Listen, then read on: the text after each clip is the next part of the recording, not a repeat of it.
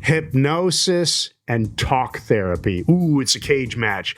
Does hypnosis rule the day? Is talk therapy just a complete monumental waste of time? We're going to talk about that in this episode. We're going to talk about a lot of things. We're going to talk about CBT, talk therapy, hypnosis, hypnotherapy. Yeah, that's what I said. You said D. Metaphor, symbolism, clean language. How do these things fit together? How they fit on a spectrum? Whether or not you should be using any of them or all of them at the same time.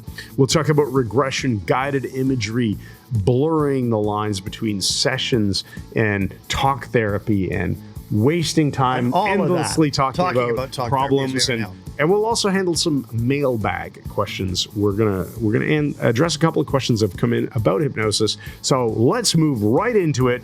This is the Brain Software Podcast, episode 281, coming at you from Toronto, Canada. Woo! Disclaimer. This episode has zero connection with any political party or politically aligned group. To that end, we respond with fairness, except when it comes to saying Vooty. So here we go. Vooty. But never mind the Vooty. When you have a world-class blender in your kitchen, and we're going to be running it at full power. But that's much later on. Can you really stop us? Can you stop us at all? So join me in welcoming to the land of Lucci, a former student of the West Nohant Free School, the former lead vocalist of the band Bludgeon, and the current Keith Richards of Hypnosis, Mike Mandel. Yes, Chris, I entered from the left today just because I could. Nice. I'm awesome. up for this, man. Well, look, we're going to dive right into it. We're going to keep the banter to a minimum and just repeat that if you would like to come to Toronto and hang out with us for our November Architecture of Hypnosis class, it's coming up in November. So go to MikeMandelHypnosis.com and you can check it out on the events page. While you're there, there's also an amazing free recording called Journey to the Castle. The feedback is coming in fast and furious. Yes, it is. People freaking love it. They say they wake up in tears, but the good kind, right at the end.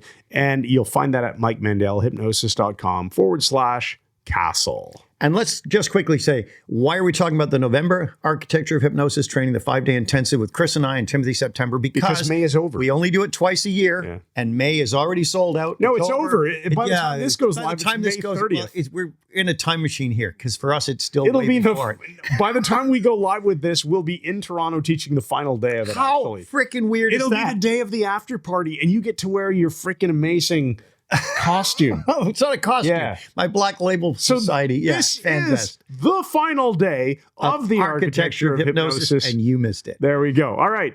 But take it away, Chris. All right. So let's talk about talking.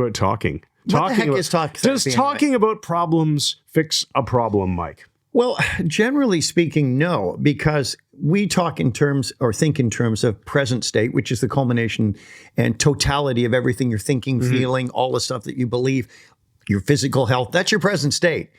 And if we keep talking about our present state, which may be disempowered, whatever, we tend to continuously amplify it and burn in the neural pathways even deeper. What we need to be working on is the solution or the target state. Same thing. What we see, hear, and feel when this is solved, when you have the target. And I think that is important because when people hear about talk therapy, oftentimes they're thinking that it means endlessly talking about the problem. Now, a lot of people not trained in any of this kind of accidentally conduct that kind of talk therapy. You know, your friend wants to talk about this problem and, well, you're always this and that, and tell me about this problem and how come this and why are you so that? These are repetitious and freaking useless. Yes, pretty much so. Whereas in hypnotherapy or classic psychotherapy, even talking about a problem to get information about a problem That's fine. that can then be used to aim us at a solution is very useful. Yeah, that's it. It's everything has its place. And we're not in any way taking shots at talk therapy. We're talking about the places it's useful and the places it isn't. Same with hypnosis. There's places it is not useful, meaning someone comes in, you find out what their problem is, but you don't unpack it at all and you just start throwing interventions at it. That's a useless way of doing hypnosis. Yes, we've seen that too, where a hypnotist will just go, "Oh, I have anxiety. Okay, here's the anxiety script or something." Yeah, so we'll make fun of our own kind here just as much I'm as wondering if they are our kind. Yeah, you know what I mean. That. If they fit into the hypnosis camp and all they're doing is, "Oh, you got a problem with your brain there with some anxiety. Okay, I'll read this magic script of words at you." Yeah, no, that's it. See, I don't fit into the hypnosis No. camp. I tend to fit into the 5-star hypnosis resort. There we go. That's it, man. much better. Yes, it I is. like Better that. model, isn't it? Yeah. But this is it. When we talk about talk therapy, the most common form right now is CBT, which Chris is denying, but he actually said CBD. Did I say in the CBD? intro, Did it sound like I said CBD? He as did in say it, and that the- should tell you what's on his frickin' mind. So this is interesting because CBT, search me, CBT is great, but it teaches you to think differently about things. So we're talking about cognitive behavioral therapy. Think about your therapy. problem differently and behave in a different way, which can do some terrific things. I use CBT in my own life where, stop a pattern, Right. re-script it. It's great for a lot of stuff. But here's the thing. CBT deals with the conscious mind. Right. And hypnosis is different. Let's look at it. Let's look at just a contrast here. So if we unpack each of these, go ahead. And also, just sometimes the CBT gets more around to the thinking about the problem, but not the changing in behavior. Very much so. I've seen right. that. So if you stick to the thinking about the problem and don't map it across into any changes, behavior, and it's purely to your point about to talk about how it's all conscious driven. You're kind of shining a light on a very narrow area of the problem and never getting to the solution. Yes, it may not be sufficient to unpack it to the point that you can apply a solution that is going to be rampharinkus. Bingo. Just like that. All right. Let's go through these individually. We'll stay with talk therapy for a minute. Now, talk therapy deals with linear logic, and it's rational and often seeks insight. And that's a good thing. I think when people have an insight into their problem, it enables them to apply the right solution instead of just sticking a Band-Aid of some kind on it. Yes, it makes me think about, those puzzles you can buy, which are like metal things that you're locked and you have to separate them. And it seems impossible until, you rotate one part in just this way. And now, there's a position that this 2-piece problem has never been in before. I've unlocked some insight, right? No, you've really stressed me with that because I can remember having a very complex one when I was a kid, made of metal, stainless steel, and going struggling with it for hours, just determined it wasn't going to win. And when I stopped, I was holding it, and somehow they just came apart, and I had no idea how the hell I'd done it. Now it's stuck with 2 pieces. I couldn't get back together. By looking at the problem, analyzing the problem repeatedly, and experimenting with different ways of looking at it, suddenly, some new angle unfolds. Now I have new information that I can act upon. Right. And the fact that it does deal with linear logic, cause and effect, is science. I mean, it makes complete sense to determine how we got this, although hypnotically, we don't always care how somebody got something if we can fix it. But we do need to with its initial sensitizing event. Now, another thing is when we look at something like talk therapy, like CBT, it tends to explore the past and the present for understanding of the problem and for generating new behaviors in the present, which is quite a bit different from hypnosis, as we'll see here.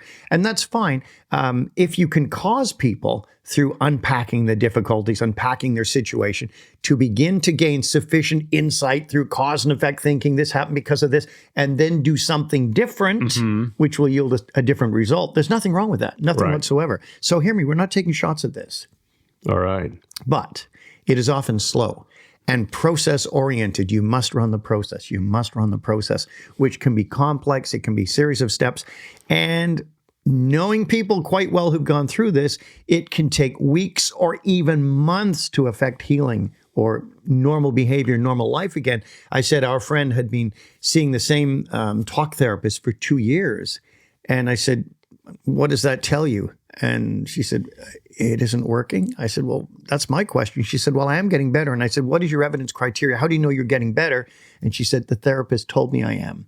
But she has no cognition of that herself, no sense of improving. Yeah. So if you're just If it's taking weeks and months, you've got to ask yourself the magic question, is it working? And is there a way to speed it up? And I think your point about how a lot of this is using pure conscious mind intervention, it can take a lot longer, right? And if you can use something like hypnotherapy, hypnosis, NLP, you're getting to a much more...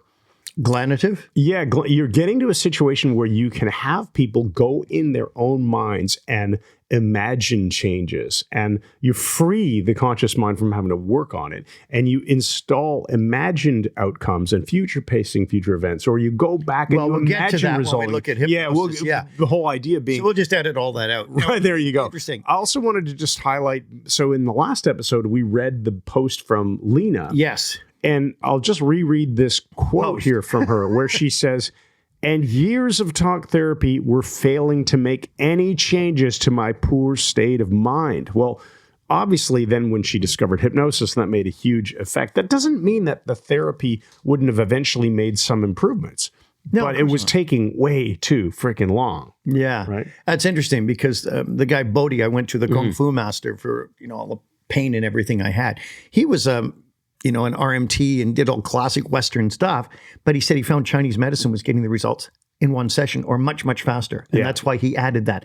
So, people doing CBT and doing talk therapy, you can benefit by adding hypnosis. I mean, there's nothing saying you cannot do that I think as well. any psychotherapist, CBT therapist, anybody who's doing traditional, so-called more traditional therapy would benefit from having hypnosis. Even in their coaches toolbox. and counselors. Yes. Yeah. Because it's another tool that is useful. Excellent. In fact, when you're looking at talk therapy, though, the final point I have here is generally the client is the one talking who runs the show. I remember with psychoanalysis where you'd lie on the couch and just freely associate, and the psychoanalyst wouldn't even have to look at you. They could sit beside you with looking at their notes and say, "Tell me more about your father." No calibration. If there's no calibration. Yeah. And the idea being that after just unpacking this over and over and over, eventually you'll intuitively figure it all out. Yeah. It's like, just go play with the puzzle. Eventually you'll separate the two Yeah, pieces. go play some rusty razor blades. Yeah, Eventually yeah. cut your fingers off. Doesn't that make no sense at all? No sense at all. Go play with the puzzle. Eventually you'll get your own insight and solve your own problem. That was what I'm getting. I get it. No, metaphorically. There I you go. said a stupid thing because I could. Yeah. Now let's look at it the opposite with hypnosis. Either, consulting hypnotist or hypnotherapist. Not every hypnotist is a hypnotherapist. It depends on the legality of where you are to use the designation. But hypnosis deals with the unconscious mind. We approach this like Milton Erickson did.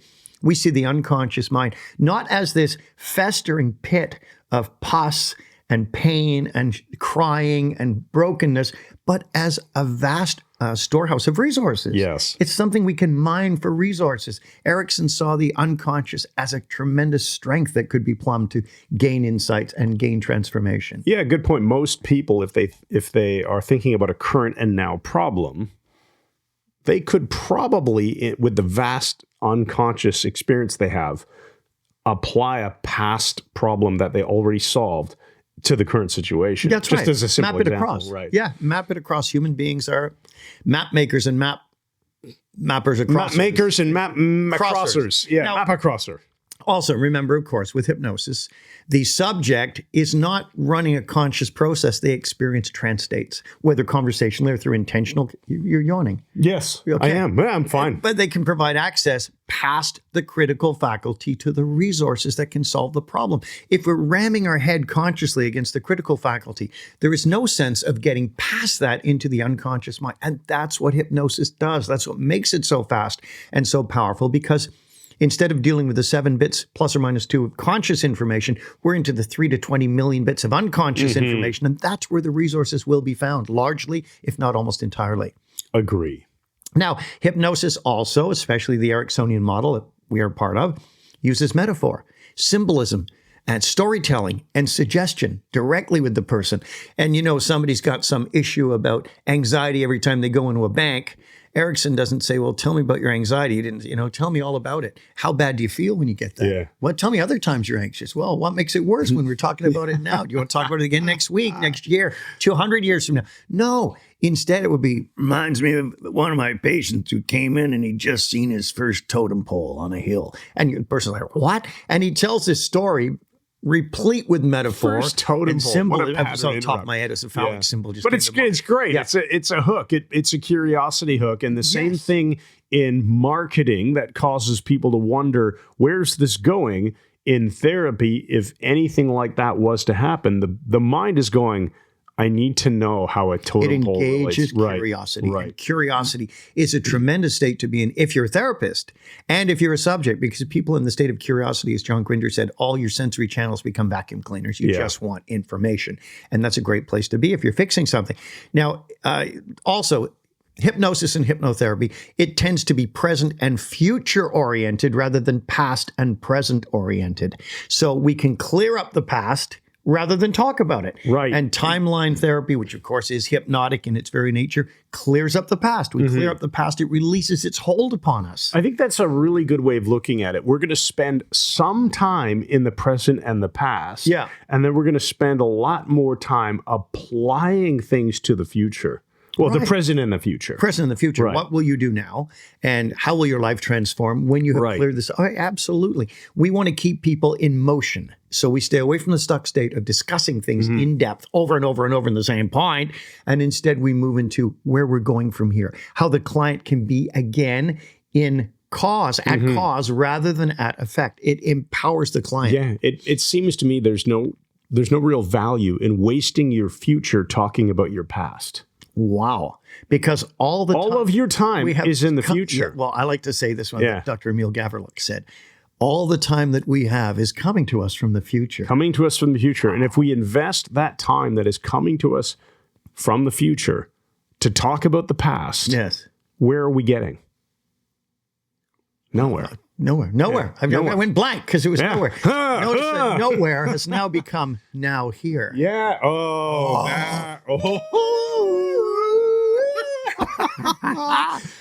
it was such fun, you'll know. Now listen, hypnosis, hypnotherapy can be very, very fast in affecting change. Now, sometimes we are not denying people can have very complex problems, even complex phobias that take different levels, different Holons, Arthur Kessler, to unpack them and deal with the different levels because we believe in teaching our students to do very thorough work and check our work to make sure it has been very thorough, right? That interestingly hurt my Was that a elbow when I hit your arm. microaggression? It wasn't micro. It's more of a macroaggression.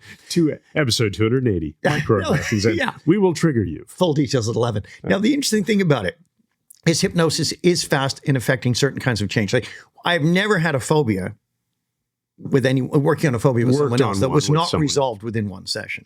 Or immune system retrained for analogy. There's areas where you can make Generally speaking, there are a lot of things like that where they should be resolved in one session. But let's remember, Erickson's number one subject, best subject, became his best subject after how many inductions? Like 300 or something inductions. like that. Yeah. So there's a learning aspect to it. So obviously, the greater the skill of the hypnotist, the easier it will be to transition that into some sort of transformation in one session. Sometimes a single session, not always. So we're not saying hypnosis is better and it always. No. A lot of it is dependent upon the hypnotic relationship and the therapeutic relationship between the hypnotist and the subject. Notice I'm going quickly so we don't drag this on endlessly. Now, finally, the hypnotist chooses an intervention and does most of the heavy lifting. Now, isn't that interesting? Instead of letting the person freely associate about their problem. Once we have enough information, we're going to move into selecting the method that we intend to aim at solving this problem. Just like, I'm not going to be a dentist and say, tell me about your cavity. Tell me about how to sort of. Eventually, I'm going to go, really funny. We're going to drill for oil now. That sucker. And we're going to fill it, right? We're going to take the tooth out. We're going to put a crown on it. We're going, whatever the different dentistry options are. You don't just talk about it forever. You eventually get around to fixing that cavity. One would hope so. Yeah, and that should be the case with every problem, don't you think? We can evaluate it, but we then have to move on from there. Right. Now, this is interesting because now we move on to clean language. Now, is clean language talk therapy? This is Dr. David Grohl's method. We were talking about this in prep work. All therapy is, I suppose if there's talking involved, if you're doing like acupuncture, I suppose there's not necessarily talking, right? Well, unless you just this might hurt. So or he's scared of needles, all therapy that involves using your mouth and talking is talk therapy at some point. Right. But even hypnosis. Yeah, but then the question is, are you using the words to affect change? Then it becomes talk therapy. And I think we can make a strong case. I'd just like to point out how amazingly cognizant I am today. All of this. I've taken my drops. I'm just like, where am I? 162 Where are you? IQ points are firing. The whole clean language thing. Here's where we're having the person unpack the metaphors in what they're saying. So it is talking, but it's really still the client is going inside almost hypnotically. It's creating an unconscious response, right? Right. Like the woman said to me, I feel like I'm locked in a prison. And I said, what kind of prison is that? Prison? And she said, it's got tall walls and it's impossible to escape. And now this is unpacking what she believes She's about it. making up her own metaphor, and she's fleshing out that metaphor simply by you asking a question about the metaphor she already started to describe. And then you can say things like, and what needs to happen with those walls? Right. And can that happen? Right. Can that happen? There's all kinds of questions that we can do.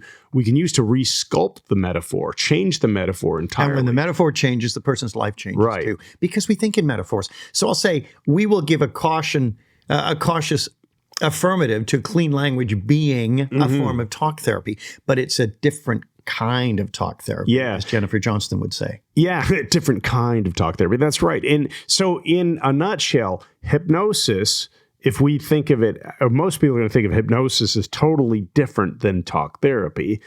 And hypnotists are still doing some talk therapy at the beginning, gathering information, just as a talk therapist who learns hypnosis is still going to be doing some talk therapy and then applying hypnotherapy during the intervention. And we're going to get there. That's 3 bullet points away. Now, we have seen talk therapists do hypnotic-like interventions. Yes. By having people go back and regress to something, think back to that experience. What did it feel like? Now, they're using regression without a trance, so it's not going to be quite the same, but they're doing hypnotic work without realizing it. Remember, people are going in and out of trance all the time, especially now. Yeah. Scary, I think I was doing it right now. I just experienced this last week. Very sincere, hands folded, in Las Vegas last week. I won't mention any names because it's not important, but a well-known and respected talk therapist did a really good talk for our group. Yeah.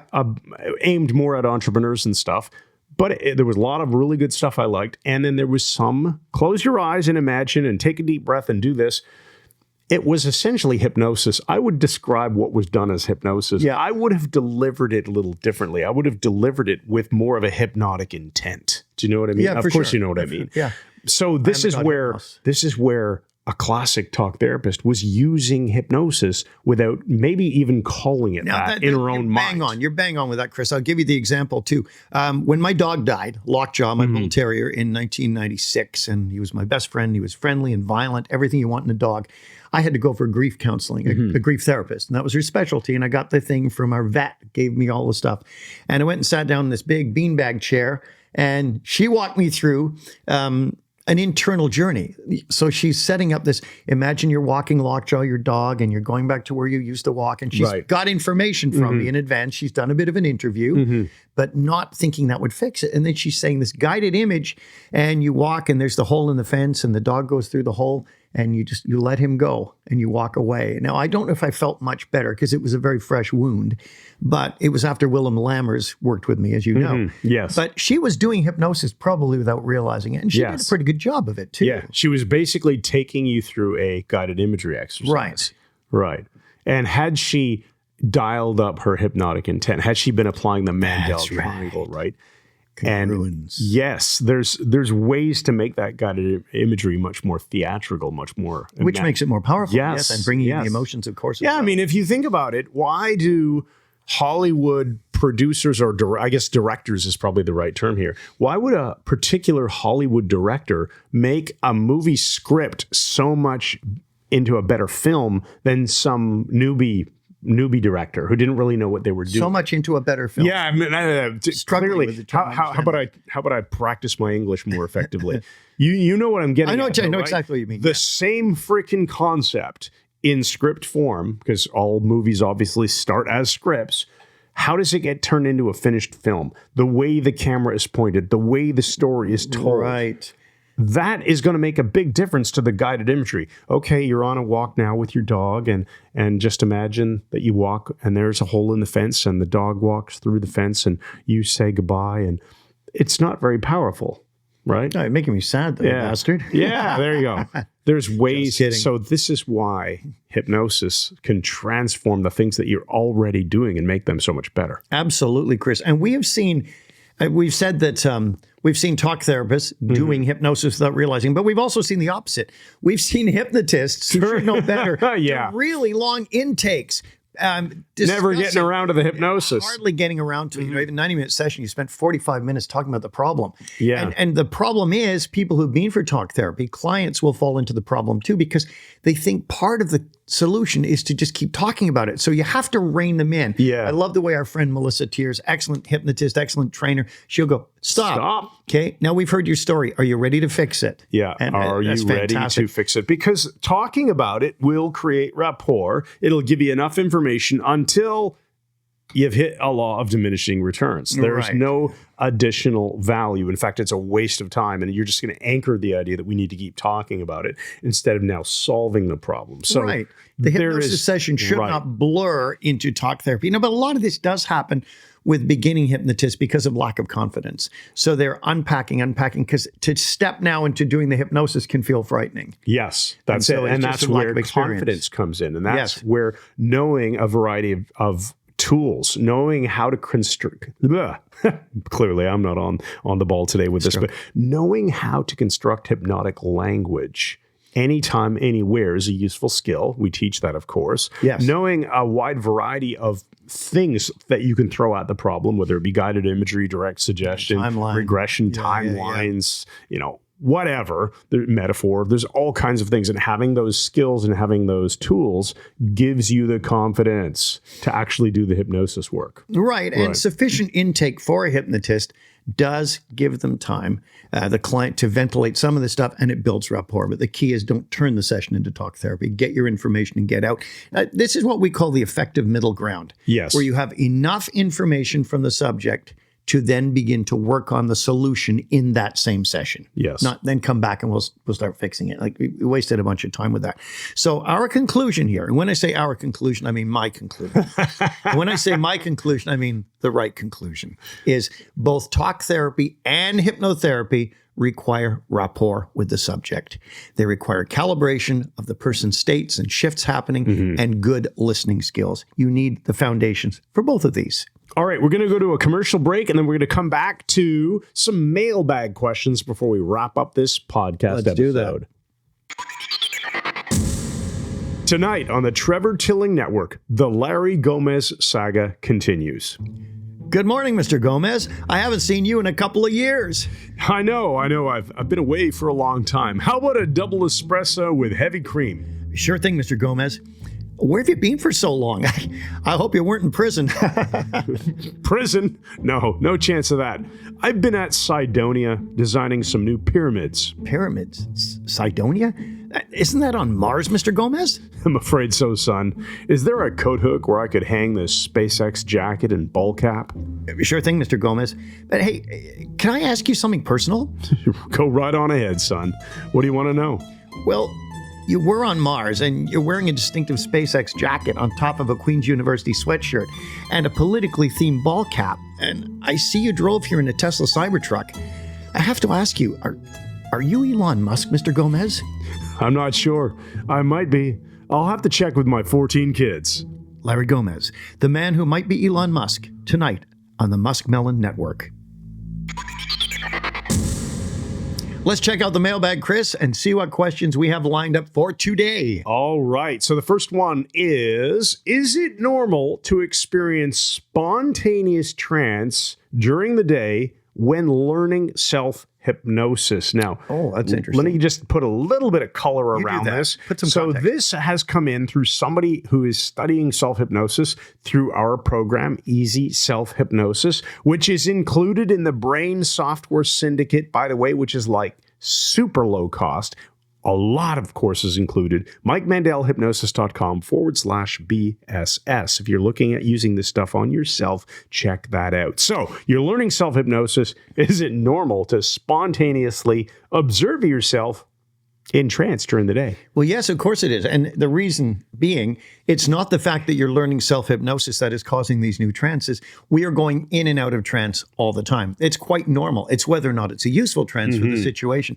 What we're really looking at here, and I'm sure you will agree with me, Chris, is the stimulation of the reticular activating system, where we start to notice different things depending on what our unconscious mind is showing us. So if we start talking about, I don't know, Tesla Cybertrucks continuously, we'll start seeing them. Not that we're drawing them in to our world, but because our unconscious mind is doing a search. So we're looking over here, but in the periphery, the unconscious notices, and we turn our head and go, wow, there's a Cybertruck. This must be happening because of something I did.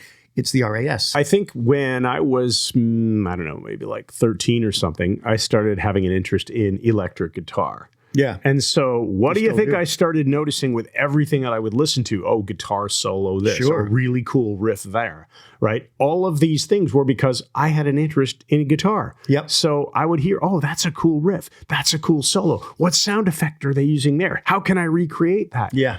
These are just normal things. RAS, reticular activating system. So having said that, when you're studying self-hypnosis, your unconscious mind is now becoming attuned to notice when you are in your naturally occurring trances. Yes. It doesn't mean you're having any more of them. They may be deeper and more profound because you're learning how to take control of your own hypnotic states to a degree. But it is triggering, hate that word, but it is triggering your awareness of trances, not necessarily creating new ones. Right. It is not a microaggression, it's a microtrance. Podcast 200. There we go. Let's do the next question. We're going to do these in rapid fire here. All right. I think we only have 2 left.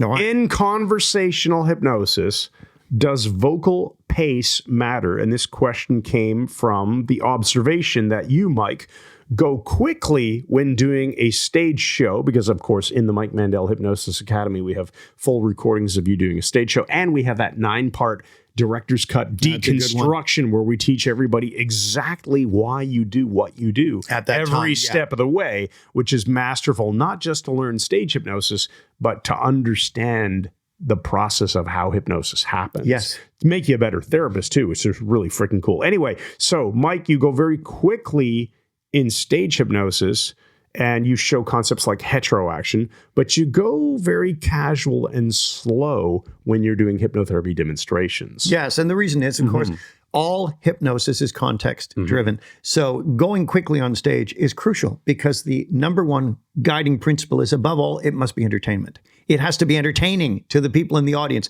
which is why I would be starting with 30 people, sometimes 50. And by going rapidly, I'm doing data stream, people are responding quickly. And the best subjects in that context, not best subjects for hypnosis, are the ones who will make it through all the testing, the hands lock, the eyes lock, the spinning hands, all of these things, the others being sent back to the audience. By going quickly, I can thin the group out very, very rapidly while still drawing a lot of humor from the situation and people are enjoying watching it. However, and it's a big however, if I was doing therapy with someone, demonstrating in Toronto when we do our courses, I'm going to slow down for the situation. I'm going to give them time to get into these deeper kinesthetic and feeling states. Right. And I'm feeding back, getting their behavior back, their analog behavior, and adding that to the mix because the entire outcome is not entertainment. The outcome is fixing their problem. Yes. And so it demands a slightly different set of skills. Yeah. And I would say pacing, like the question here started, conversational hypnosis, does vocal pace matter? Vocal pace matters in any conversation. Sure it does. Period. So if it's going to matter in any conversation, of course it's going to matter in conversational hypnosis, whether it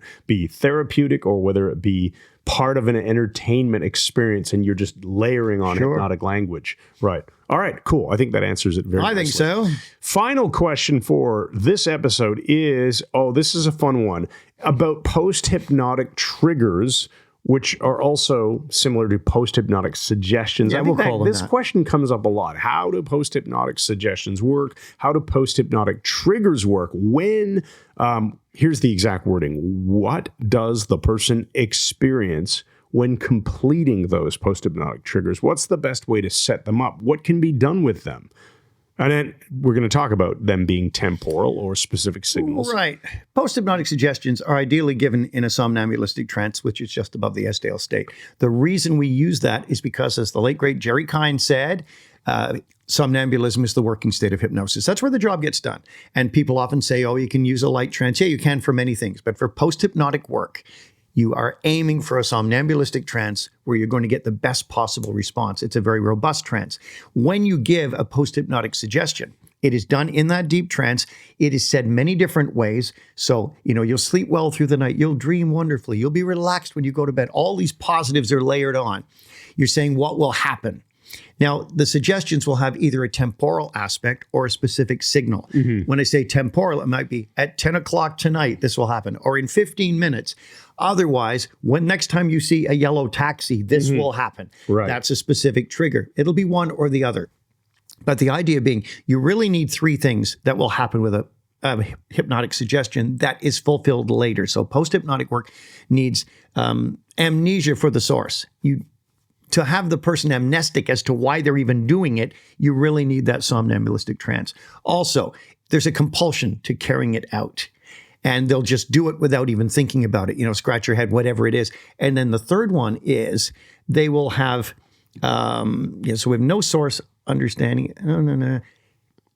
What else have you just forgotten? It'll be, they'll rationalize it. They'll have the ability to rationalize the behavior, no matter what it is. So I said on stage, or tell a guy when you walk across the stage, this person does not exist.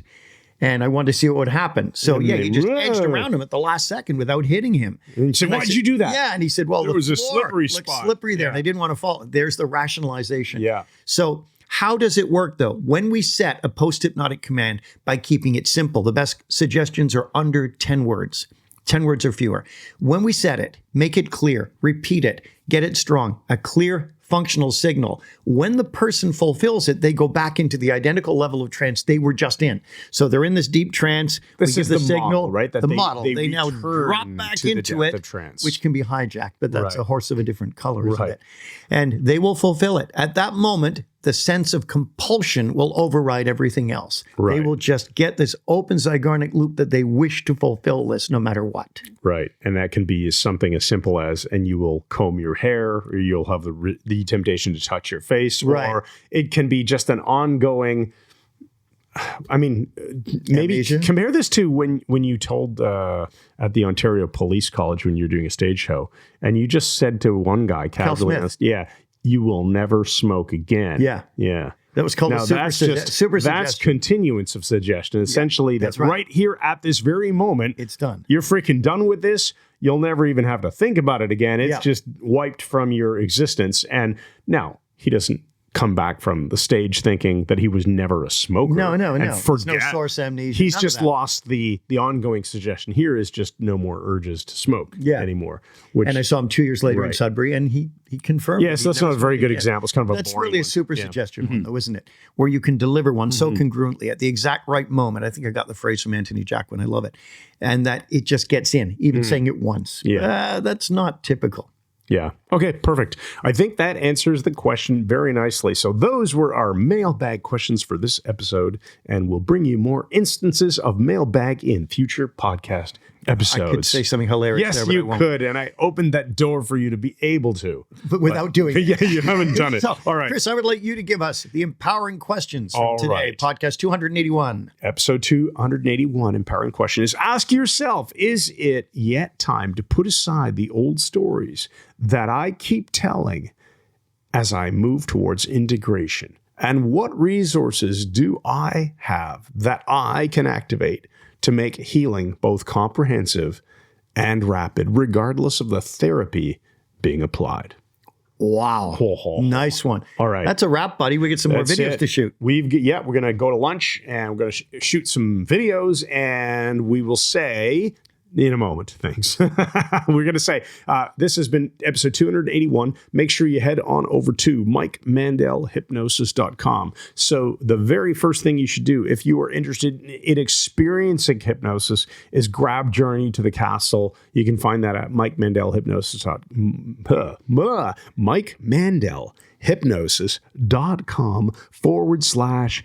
How much does it cost, Chris? It's free. People love it. It's amazing. They wake up and say, I was crying tears of joy. The music is so, it's incredible. Yeah. Just get it. It's awesome. That will lead you to be able to experience our Brain Software Syndicate, which is our low price community, chock full of amazing personal development courses and products. And that's for people who don't necessarily want to become a hypnotist, or maybe not yet. Very low price. Lots and lots of stuff. Awesome. MikeMandelHypnosis.com/BSS. If you do want to experience becoming a hypnotist, then check out the Mike Mandel Hypnosis Academy. It's super simple to get started. You'll find it on our website, and we'll see you in the next episode. Thanks once again, and be seeing you night.